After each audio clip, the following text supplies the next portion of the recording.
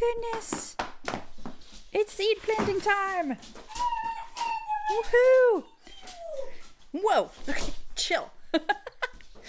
All right, it's seed planting time. And so, Joey says it's not, but it is. We're going to do some planting of begonia seeds today as our very first seeds of the season. What? I know. All right, so just want to do a little intro of my supplies that I have here. This is a folding table that I keep for seed starting. It is right beside a south-facing window, so nice and sunny. Right now it's a little bit around almost noon, so you can see what the sun is like. Anyway, nice sunny windowsill, lots of space to work with. Check. I have, maybe the most important thing is that I have seeds. We'll talk a little bit more about those in a second. But next up, I have my little seed starting trays. Now, we're planting begonias today, and something that I read up and made sure to understand is that begonia seeds want light to germinate. So we're not going to tuck them down deep into the soil. We're going to lay them flat on the surface. Also, the seeds are super tiny. So I'm using this flat here. Oh my gosh, Harley's jealous. What's nice about this is that it's a nice little square, easy to work with. It's got this tray for the water. And then this part has little drainage holes. And the way I set them together is the bars cross each other. See how they're perpendicular? This leaves a little bit of space for water to drain out so our seeds don't get soggy. Nobody likes soggy seeds. All right. Yeah. I have a nice big bowl. This is a mixing bowl. You could use it to make a cake, but today we're going to use it to moisten our seed mix. Along those lines, we've got some water to moisten our seeds. I got some seed starting mix. What makes this different from potting mix? Mostly the texture. I like using Miracle-Gro because it has a little bit of fertilizer already in it to help get things started. So this is just an 8-quart bag. I always buy it extra, so I have an extra in the trunk of my car if we need it. But that's going to be our soil for today. And how am I going to know what my seeds are? My favorite labeling method is some masking tape and a permanent marker. I just make I pull a little strip off the roll, and then I flipped it over here to make a side that's not sticky on either side. And we'll write the name on it and stick it to the side of the tray. And what's nice about having this little non-sticky tag is that it makes it easier to remove it at the end of the season. All right, so that's how we're going to label. And then finally, we got seeds. I've got a mix today. This is kind of fun. I have commercial seeds that I got from Harris Seed Company. These are, we've got Begonia Cocktail Whiskey, which I grew last year and super loved, even though I struggled because I started them, I think, way too late. And then also this Begonia Megawatt Pink looked really good. And let's see, for both of these, yeah, these are, I think they're both pelleted seeds. I think so. All right, we'll see. But the advantage of commercial seeds, number one, is that you're going to get exactly what you expected most of the time in the magazine, your seed catalog. And also they often come pelleted, which is nice because begonia seeds are like dust. Okay, so we're going to have 2 commercials. This one are some seeds that my lovely friend Barb collected and shared with me last fall. So we'll be trying those out. She said this will probably be like way too many. There's a lot of seeds in each one of these seed pods, and there's a lot of seed pods in there. She's a fantastic gardener, so I'm really excited to get a little bit of her garden, hopefully in my garden. And then finally, I collected from my Begonia Cocktail Whiskey mix that I grew last year. I collected a bunch of seeds too. I'm curious to see if I can just do this year to year instead of buying seeds. So they're not that expensive when they're seeds, but still, it's kind of fun to grow your own stock year after year after year. So that's going to be our fourth set of seeds today. Okay, dogs are hopefully frolicking outside. Let's go ahead and move our seeds for now. This just helped me make sure I had the right number of flats ready to go. All right. Now, this process always gets messy for those of you doing this for the first time. So you can either lay down, drop cloth, or just live with it. I just live with it. Sweep it up. I've got 2 dogs, 2 kids. Heck yeah, she does. Heck yeah, she does. We make a lot of mess anyway, so we have the vacuum that can handle it. All right, so now I'm just watering down the soil. Start slow because it's always easier to add water to the soil, but it's harder to wring water out or add more soil to the bowl to dry it out. What I'm looking for is something that's not muddy. I want it to be somewhat damp, but not like a bog. I don't know how else to put it. I mean, it wouldn't be the worst thing. They'll dry out pretty quickly, but still. This way, we start with a nice damp soil mix.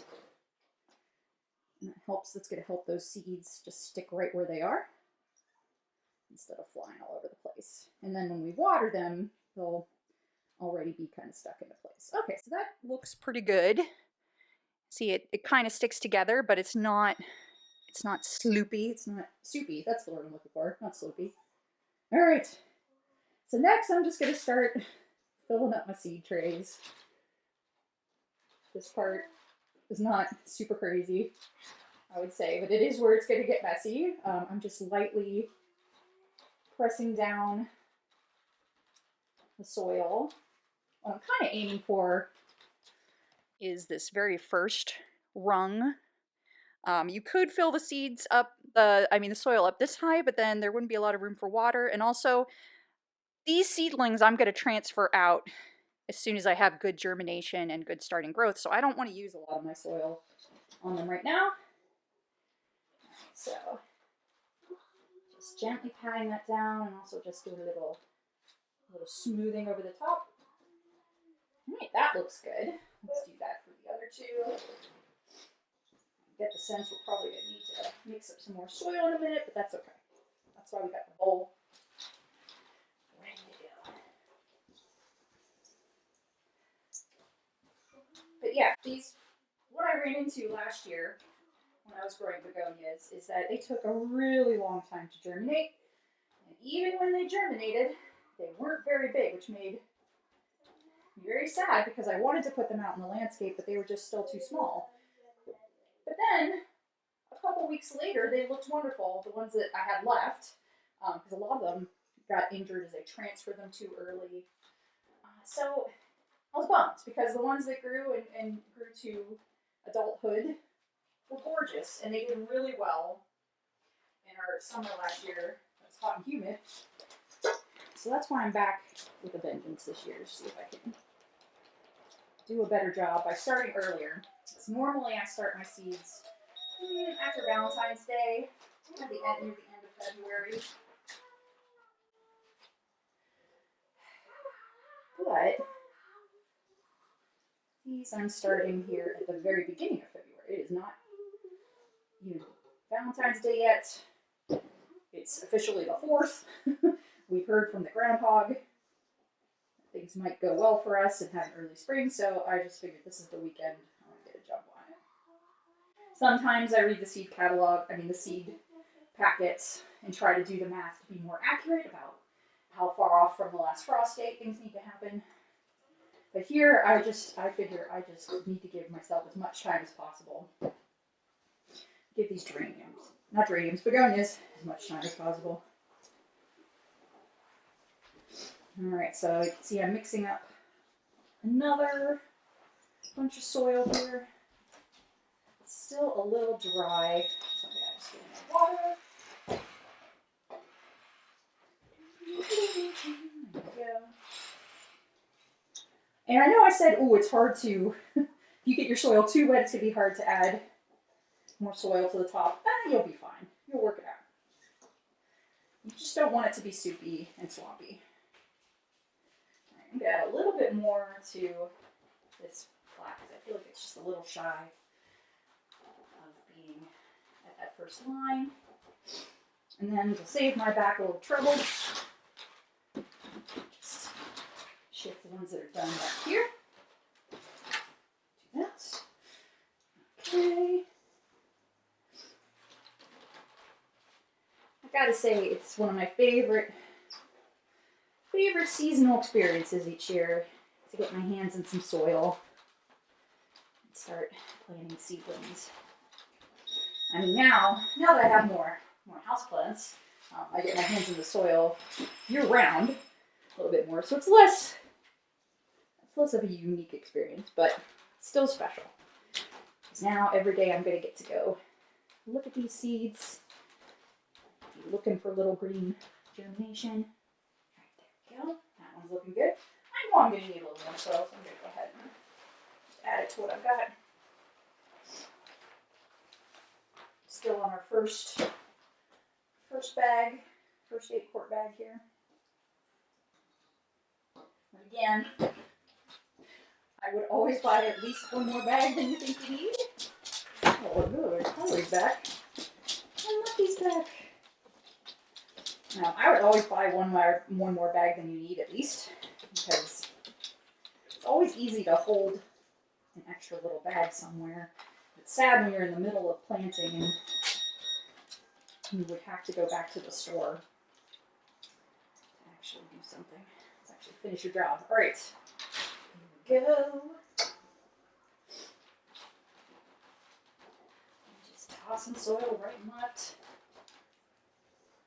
It's all good. I mean, I wouldn't do this over a fancy carpet. But, you know, you do you. I'm just not very careful. All right. Just a little more. Okay. That looks pretty good. All right. So, let's get some of this out of the way so we can start labeling. I'm not going to fuss about having clean hands for this because these trays are going to get dirty. All right. So first up, oh, it fell off just like that. Let's do our commercial seeds first so you can see what they look like. So let's do commercial whiskey. I mean, put more words on your label if you need more help remembering what something is. And I'm just going to stick that hopefully to the side. Hope I didn't get anything too wet. There we go. Got one. Oh Lord, masking tape got all shredded. It's something that happens as it gets older. Now, I used to work in a research lab. We have this beautiful lab tape that would just resist all tearing. Kind of miss it for these sorts of applications, but we don't need to be that fancy. Masking tape will work. Okay, so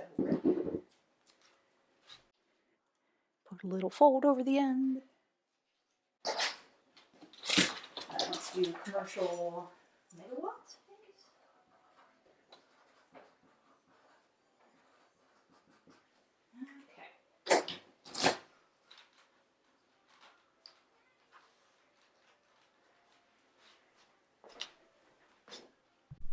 Okay, let's start in with our success from last year, the cocktail whiskey. What I really liked about this particular variety is that it had really dark leaves and bright white flowers. It's a really nice contrast. Didn't get super tall. And if we look at the details, let me see if I can. The details, days to germination, 7 to 10 days. See, there's the bronze leaves, white with bronze leaves. Germination light requirement, light. Weeks to transplanting, see that? That's the thing that you got to watch out for. This is, we're talking about 3 to 4 months. Woo! So if you think about that, if today is February, 3 months is going to be May, which is about the earliest that I would think about transplanting anything out, and it could actually be later. So starting this now is pretty good. We probably could even start earlier. So do not cover seed, needs light to germinate. Beep, beep, beep. That's the big one. So we're just going to dust these over the surface. We are not going to prick little holes and put them in the deep dark. And this is what makes commercial seeds great. See how they're all pelleted? So I can actually keep an eye on where they all are. Now, if I wanted to be super clever about this, really economical, I would pay attention to the planting directions and maybe plant over multiple flats. But I have a feeling I'm going to have lots of lots of begonias no matter what, so I am just going to sprinkle them somewhat evenly all throughout this space. The caution here, whenever you're just planting things in a crazy broadcast like I am, is that you're probably highly likely going to have to come in and thin your seedlings, because as they start to get bigger, they are going to want their own space to do their own thing. So that's the price I'm going to pay, is that I will have to come thin these guys later. And that won't be super fun. But it'll be better. I mean, that's where I'm paying the price. Because I will also see which ones germinate and which ones don't. Alright, next up we're going to do Begonia Megawatt Pink. I should have pointed that out, that it's going to be pink. Alright, so similar to our other begonia, it is pink with a bronze leaf. Pink with bronze leaf. And let's see. Germination lights. Now this, it's so funny how sometimes, if I look at this, weeks to transplanting, oh, there they are. It's like trying to find. So weeks to transplanting on this guy is 12 to 15. So pretty similar. So it's great that we started them at the same time. All right. Here it says, sow pelleted seed on a soil surface covering lightly with fine vermiculite. I have vermiculite. I don't know if I'm going to use it really, but we'll see. I don't want you to feel like you have to have a ton of fancy things at your disposal to get some seeds started. But vermiculite, I'll probably do it just so you can see what it looks like. We could do these and we'll follow the instructions. Again, you can see I've got pelleted seeds to work with. Oh yeah. Okay. So those are my little seeds. So I'm just gonna broadcast them kind of evenly.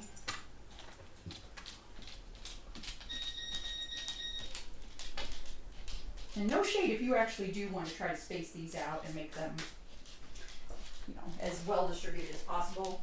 It's just not how I roll. Okay. So I have vermiculite here.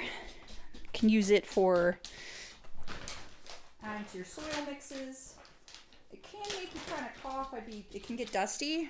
So I'm going to just warn you about that. But this is what it looks like.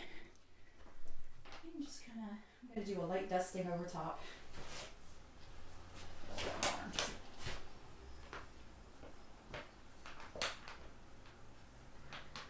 This will help retain some moisture near the seeds, I bet, without covering them up too much. That's the deal, is that they both varieties are going to want some light to germinate. Alright, so that's it for the two commercial varieties. Though I was naughty and I forgot to tell you the last supply you're probably going to want is some sort of dome. These I got with my flats that I have here. Nice little plastic domes. They're tall.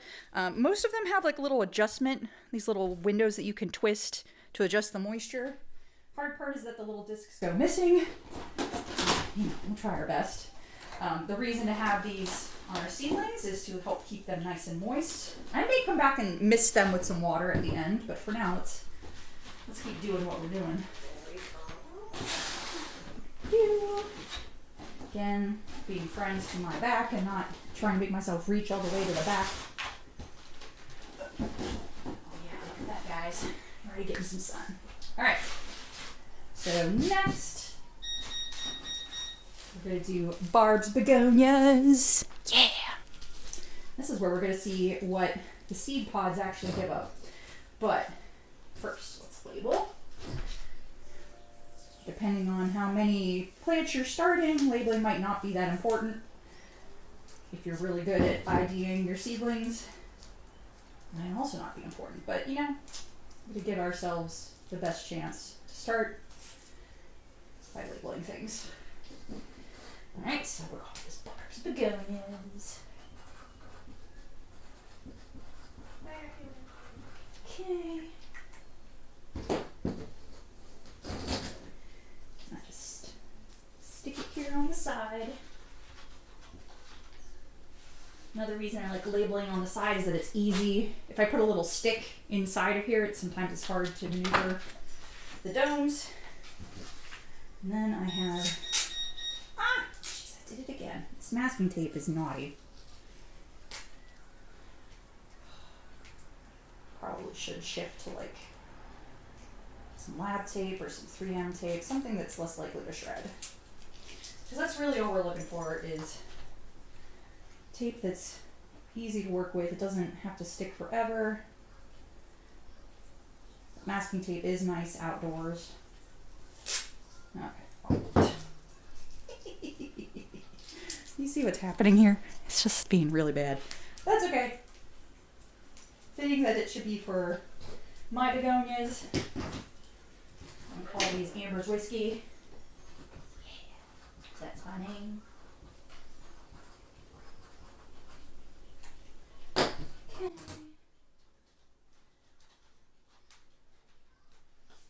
Alright, so let's take a look at our seeds.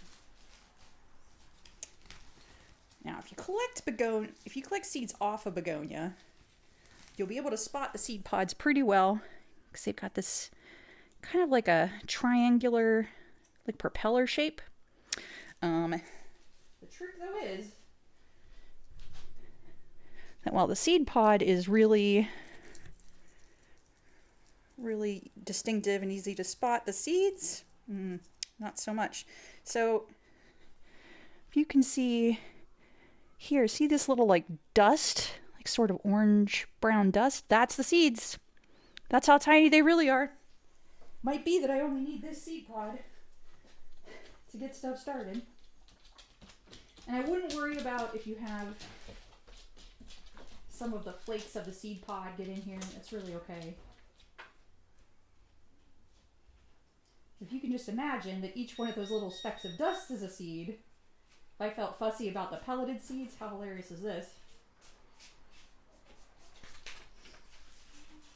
Probably, yeah. As Herb said, this is probably way more than I even need, but that's what we're gonna do. This is an experiment. Give yourself grace that we don't make mistakes so much as we're learning lessons every year. Trying to get just a little bit better. Wow, that first seed pod had a ton, and I feel like some of these are a little bit lighter on it.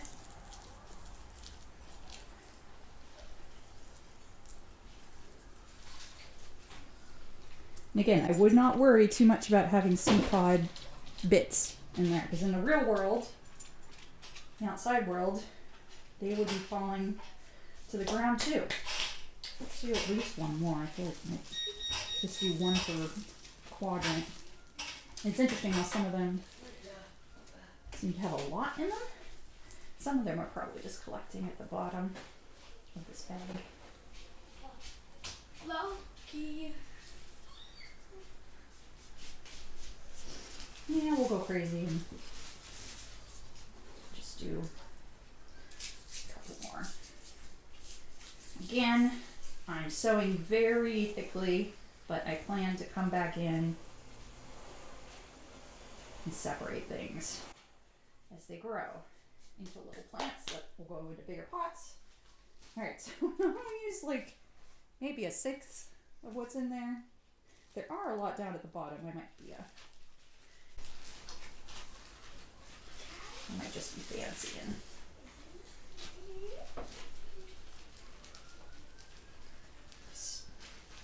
I should get it in our hands first. There we go. See, down at the bottom, we got a lot of dust. I'm just gonna go woohoo! We're gonna make it rain. Okay, there we go. Put these back in here. You know, because for all I know, I might want to plant some more later. Save that decision for another day. I'm going to really dust off, just to kind of minimize the number of seeds. From here, not a big deal. We'll be able to tell what they are eventually, but I would like to have them somewhat separate. So, the reason I like collecting in envelopes is that it gets really easy to see, like all the seeds will kind of hop out of the pots as they're dry, the pods as they're drying. You can see all those little guys down in there. What I normally do when I'm collecting seeds, first I'll let them dry out, seed pods dry out. Then I can just kind of give them a punch in the envelope just to start to knock some of the little seeds out. I do the same thing for coleus, which we'll do on another video. Coleus don't need quite the... There's the bad side. I don't know if you saw it. The bad side is the little seeds are coming out the side. Maybe we'll just take advantage of that. It's kind of... That was not what I expected to happen, but it's okay. So there's tiny little seeds in there. Now it's like we're just sprinkling cinnamon over our soil.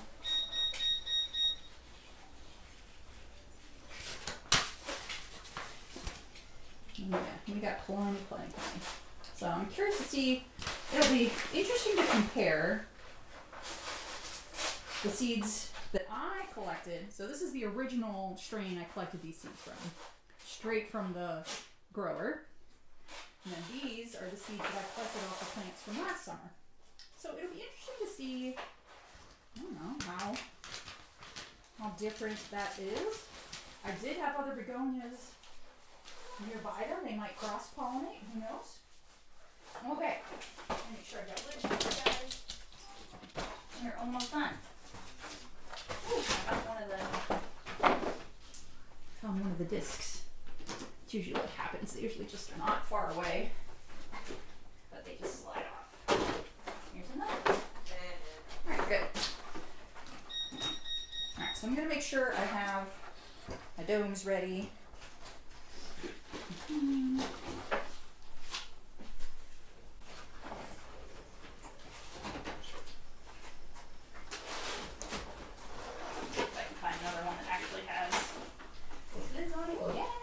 Okay.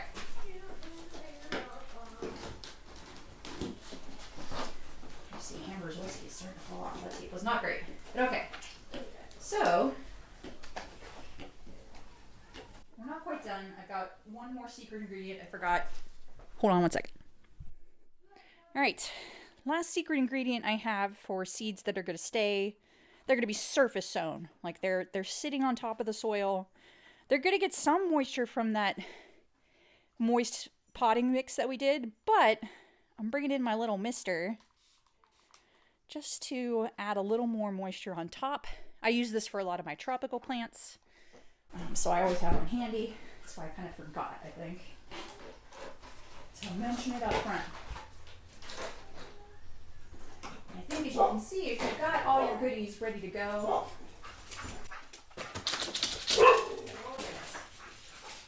if you got all your goodies ready to go, it's really easy to just drop the seeds in.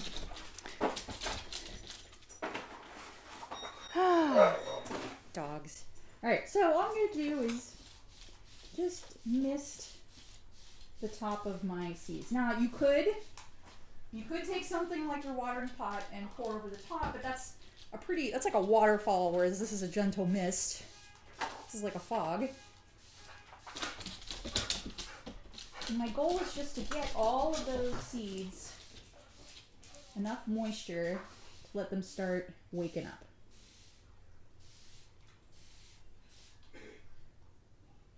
Okay.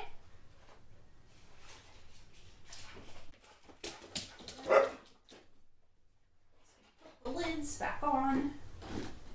What I'm doing, you're seeing me like twist some of these knobs here on top. What I'm doing is twisting them shut so that it's kind of hard to see, but let me show you what it looks like. When they're open, when they're lined up, you have these nice open holes that'll let some moisture out. But for right now, I want all the moisture to stay inside. So I turn them so they're all blocked. All the vents are blocked. Once they start germinating, I'll start thinking about opening up the vents and eventually taking the lids off. Now, final piece here, probably gonna be the harder one. Oh, because I just have too many plants. For comparison, this is a Rex begonia. This is a different variety of begonias. She heavy. I brought her back in from summer camp last year, aka hanging out in the garden for the summer. I got this hibiscus that I'm hoping is just asleep. We'll find out. But anyway, what I'm talking about here is that I want all these begonias to get some sunlight. Got to do that. This is why it usually takes me a while to get ready for planting flowers. It's not know-how, it's space. Okay. There we go. You can see everybody's got some sun. And that's it. Ready for a lovely year. Starting in their little spots. So that's it. That's how I grow begonias from seed. I had some success last year, but I'm hoping by starting earlier, we'll have more success this year. All right, stay tuned.